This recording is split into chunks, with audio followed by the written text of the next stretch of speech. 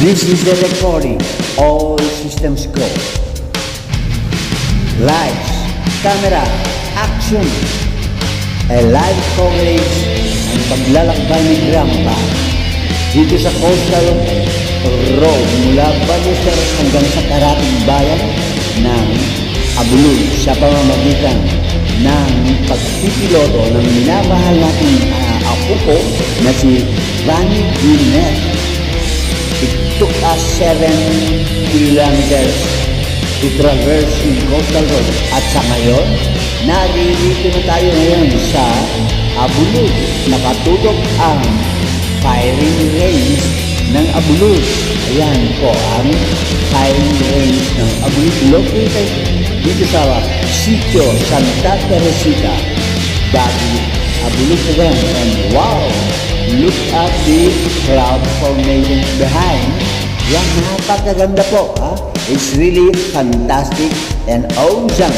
Very wonderful cloud formation na kung saan mapapansin po natin na unti-unti nang lumulubog po ang mahal na araw nitong hapon po ng Martes, ika-21 araw ng buwan ng Oktubre, at tayo po ay natutuwa at nasisiyahan sa skywing na ating natatanaw.